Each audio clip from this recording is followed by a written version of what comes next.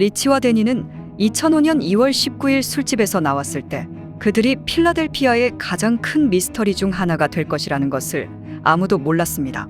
밤 11시 30분경 리치와 데니는 술집을 떠난 후 리치의 검은색 픽업 트럭에 올라탔고 그렇게 그들은 흔적도 없이 사라졌습니다. 데니는 최근에 이혼을 겪고 어린 아들과 함께 살고 있었습니다. 34세의 그녀는 20년 동안 리치를 알고 있었습니다. 그들은 뉴저지주의 체리힐에서 자랐고 또한 리치의 가족과 데니의 가족은 매우 가까운 사이였죠. 데니는 리치의 여동생 크리스틴과 가장 친한 친구였으며 작년에 남편과 헤어진 후 리치와 사귀기 시작했습니다. 하지만 두 사람은 데이트를 잠시 중단해야 했습니다. 데니는 자신의 일과 아기에게 좀 더 집중하고 싶었기 때문이었습니다. 그래도 문자 메시지를 통해 리치와 연락은 유지하고 있었죠.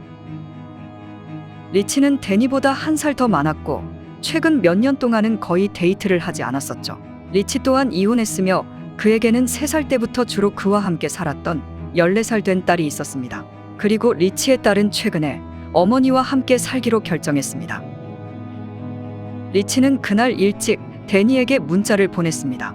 오늘 데이트를 할 수 있는지 물어보기 위해 문자를 보냈었죠. 그리고 데니는 리치의 데이트 신청을 수락했습니다. 데니의 아기는 전 남편과 주말을 보내고 있었기에 데니는 안심하고 외출할 수 있었습니다. 데니는 1달 넘게 리치를 만나지 못한 상태였기 때문에 리치를 그리워하고 있었죠. 그리고 리치도 데니를 만날 수 있어 너무 기뻤습니다. 몹시 추운 토요일 밤이었습니다. 리치는 운이 좋게도 술집에서 조금만 걸어가면 주차할 수 있는 장소를 찾았고 그렇게 리치와 데니는 팔짱을 끼고 술집으로 가게 되었습니다. 그곳에서 그들은 앤서니와 그의 아내 미셸을 만났습니다. 앤서니는 리치의 가장 친한 친구 중 한 명이었으며 그는 리치와 데니가 데이트하는 모습이 매우 행복해 보였다고 언급했습니다. 그리고 리치와 데니는 바에 앉아 라이브 밴드의 연주를 들으면서 손을 잡고 몇 번의 키스를 이어갔습니다. 오랜만에 만난 커플은 누구보다 행복한 시간을 보내게 됩니다. 오후 11시 30분경 바를 떠날 준비를 할 때까지 커플은 모든 것이 괜찮아 보였습니다. 온도는 영하로 떨어질 만큼 추운 밤이었습니다. 친구들은 서로를 꼭 껴안고 곧 다시 만나자고 약속했습니다. 그리고 친구 앤서니는 리치와 데니가 손을 잡고 걸어가는 모습을 지켜보았습니다. 이것이 리치와 데니의 마지막 모습이었죠.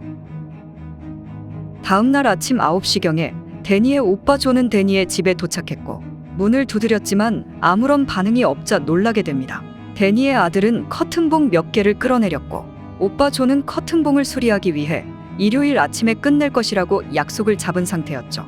그리고 데니의 휴대전화로 전화를 걸었지만 곧바로 음성사서함으로 넘어갔습니다. 어떻게 해야 할지 몰라 존은 어머니에게 전화를 걸어 데니가 어디에 있을지 짐작이 가는지 물어보았죠. 어머니는 데니가 리치와 데이트를 하러 전날 저녁에 외출했다고 말했고 아마도 리치의 아파트에서 밤을 보내기로 결정했다고 생각했습니다. 여동생과 매우 가까웠던 존은 여동생의 집 열쇠를 가지고 있었기 때문에 여동생의 집으로 들어갔습니다. 들어갔지만 특별한 것은 없었고 침대는 잘 정돈되어 있어 오빠는 동생이 다른 곳에서 밤을 보냈다고 생각했습니다. 오빠는 재빨리 커튼봉만 수리하고 동생의 집을 빠져나왔죠. 미용사였던 데니의 친구이자 리치의 여동생 크리스틴은 오전 11시에 데니와 만나기로 약속했지만 그녀는 나타나지 않았습니다. 데니는 평소 약속을 칼같이 지켰기 때문에 크리스틴은 걱정을 하게 됩니다. 크리스틴은 데니에게 전화를 걸었지만 전화는 곧바로 음성사서함으로 넘어갔습니다. 아마도 데니가 오빠와 함께 있을 것이라고 생각한 크리스틴은 오빠 리치에게 전화를 걸었습니다. 이 통화 역시 바로 음성사서함으로 넘어가게 됩니다. 걱정스러운 마음에 크리스틴은 어머니에게 전화를 걸게 됩니다. 하지만 어머니 패트톤 역시 전혀 연락이 안 되는 상황이었죠. 아들에게 여러 번의 통화 실패 후 어머니 패트론은 극도로 걱정이 되기 시작합니다. 리치는 어머니에게 그날 오후의 TV 프로그램인 데이토나 500을 친구들과 자신의 아파트에서 시청할 계획이라고 말했었습니다. 그래서 리치는 아파트에 있어야 했습니다. 어머니는 리치와 가까운 곳에 사는 리치의 여동생에게 전화를 걸어 리치의 아파트에 가보라고 부탁했습니다. 아파트에 도착한 여동생은 문을 여러 번 두드렸고 리치의 개가 짖는 소리를 들을 수 있었지만 리치는 거기에 있는 것 같지 않았습니다. 리치의 어머니는 아들이 전날 밤에 친구 앤서니를 만나기로 계획했다는 것을 알고 앤서니에게 전화를 걸었습니다. 앤서니는 어머니에게 리치와 데니가 떠날 때 기분이 매우 좋아 보였고 그들이 술집을 떠날 때 데니의 집으로 갈 것이라는 인상을 받았다고 말했습니다. 두 어머니는 오후 내내 계속 연락을 취했고 곧 리치나 데니에게서 소식을 들을 수 있기를 기도했습니다. 몇 시간 후 뭔가 심각한 문제가 있음이 분명해졌습니다. 데니의 전 남편인 임보는 오후 5시에 데니의 집으로 아기를 데려다 줄 예정이었습니다. 데니는 전 남편과 다소 긴장된 관계를 가지고 있었고 데니의 가족은 무슨 일이 일어나고 있는지 그에게 알리기를 꺼려했습니다. 전 남편은 리치를 한 번도 좋아하지 않았으며 또한 데니를 멀리하라며 경고하는 위협적인 메시지도 남겼었죠. 모두들 여전히 왜 다니와 리치가 연락조차 되지 않는지 이유를 알 수 없었고 결국 전 남편에게 두 사람이 아직 데이트에서 돌아오지 않았다고 말할 이유를 찾지 못했습니다. 데니의 오빠 존은 데니의 집으로 돌아갔고 그곳에서 아기와 데니의 전 남편을 만나게 되었습니다. 전 남편은 존에게 왜 집에 왔는지 물었고 또한 데니가 집에 왜 없는지도 물었죠.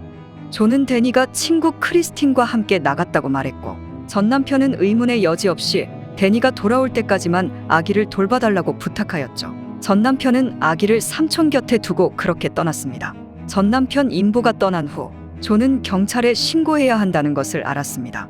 데니는 아기가 우주의 중심이었고 평소에 가족들과 연락을 자주 하는 편이었고 휴대폰이 꺼져 있는 모습은 분명 불길한 신호였습니다. 데니는 특히 아기 없이 어디를 가든지 항상 휴대폰은 켜두곤 했었죠. 리치의 가족 또한 같은 딜레마에 직면했습니다.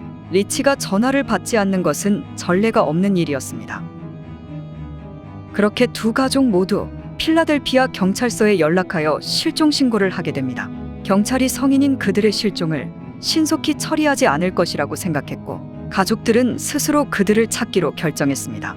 데니의 오빠 존은 리치의 아버지를 만났고 두 사람은 리치의 픽업 트럭을 찾기 위해 필라델피아의 거리를 오가며 몇 시간을 보내게 됩니다. 필라델피아 시내의 모든 거리를 추적한 두 사람은 리치의 집에서 데니의 집으로 가는 경로를 추적하였죠. 필라델피아와 뉴저지를 연결하는 각각의 다리 위의 모든 경로를 운전했지만 픽업 트럭의 흔적은 없었습니다. 결국 12시간이 넘는 시간을 허비한 채 집으로 돌아오게 됩니다. 남자들이 차를 몰고 수색을 하는 동안 양쪽의 어머니는 지역 병원과 감옥에 전화를 걸었습니다. 자녀들이 사라지는 것보다 차라리 교통사고나 음주운전이 더 낫다고 생각했기 때문이죠. 수많은 곳에 전화를 걸었지만 리치나 데니와 일치하는 사람은 없었습니다. 수사 초기 경찰은 리치와 데니가 잠시 어디론가 여행을 떠났고 며칠 후 돌아올 가능성이 있다고 믿었습니다. 리치의 픽업 트럭이 발견되지 않았다는 사실이 이 이론을 뒷받침하는 것 같았습니다. 친구들과 가족들은 리치와 데니가 자녀를 두고 자발적으로 떠나지 않았을 것이라고 단호하게 주장했습니다. 그들은 각각 안정된 직업을 가지고 있었고 또한 리치는 여분의 음식이나 물 없이 개를 혼자 남겨두지 않았을 것입니다. 두 가족은 단서를 찾기 위해 주변 지역을 샅샅이 뒤졌습니다. 시내 곳곳에 전단지를 나눠주고 모텔, 식당, 주유소 등의 포스터를 걸어두었죠. 그리고 필라델피아 공항과 그 지역의 모든 기차역에 있는 주차장과 차고를 샅샅이 뒤졌지만 리치의 트럭은 발견되지 않았습니다. 또한 경찰들은 수많은 제보를 받았지만 단서는 나오지 않았죠. 경찰들은 리치의 차가 물에 빠진 경우를 대비하여 델라웨어 강을 수색했지만 아무것도 발견하지 못했습니다. 경찰은 리치와 데니의 재정 기록을 검토했지만 위험 신호는 발견하지 못했죠. 리치도 데니도 빛을 지고 있지 않았고 그들이 사라진 밤 이후로 은행 계좌나 신용카드도 전혀 사용하지 않았습니다. 경찰들은 또한 벤 프랭클린 다리와 월트 위트먼 다리에 설치된 모든 카메라의 감시 영상을 몇 시간 동안 샅샅이 뒤지게 됩니다. 만약 리치가 데니를 집으로 데려다 주었다면 필라델피아에서 뉴저지로 건너기 위해 이 다리들 중 한 곳을 건너야 했기 때문입니다. 리치의 픽업 트럭이 건너는 모습을 보여주지 않았기 때문에 일부 경찰관들은 그들이 필라델피아에서 결코 벗어나지 못했을 것이라고 생각했습니다. 리치와 데니가 사라진 지 한 달 후 그들의 가족들은 결정적 제보자에게 $50,000의 보상금을 제공하겠다고 발표합니다. 경찰들은 몇 가지 새로운 제보를 받았지만 그중 누구도 실종된 커플을 찾는데 더 가까이 다가가지 못했습니다. 실종 약 5개월 후 6월이 되자 리치의 가족은 그가 죽었고 다시는 그를 볼 수 없을 것이라고 확신했습니다. 하지만 데니의 가족은 그녀가 살아있다는 희망을 계속 붙들고 있었습니다. 아마도 이 커플의 실종에서 가장 큰 비극은 리치의 가족과 데니의 가족 사이의 불화였을 것입니다. 두 가족은 수십 년 동안 친구였지만 실종으로 인한 스트레스가 너무 심해졌고 그들은 곧 싸우기 시작했습니다.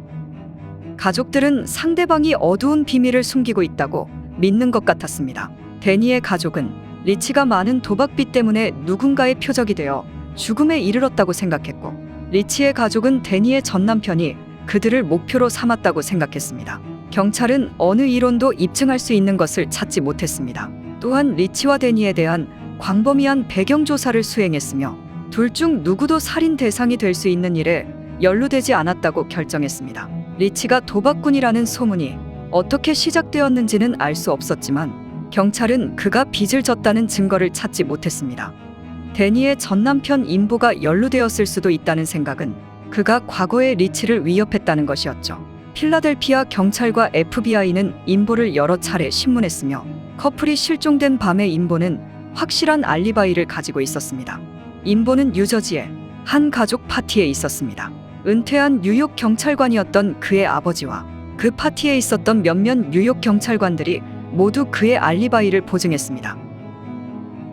경찰들은 이 사건이 처음부터 당혹스러웠다는 것을 인정했습니다. 실종 이후 몇 년 동안 경찰은 수천 개의 잠재적인 단서를 추적했지만 사건과 관련된 물적 증거를 전혀 찾지 못했고, 이는 우연한 범죄가 아니라고 믿게 만들었습니다. 경찰은 한 명 이상의 사람이 범죄를 저질렀다고 믿습니다. 커플에게 무슨 일이 일어났는지 아는 사람이 몇 명 있을 가능성이 있으며 결국 그들 중 한 명이 경찰에게 마음을 열게 되기를 희망하고 있습니다.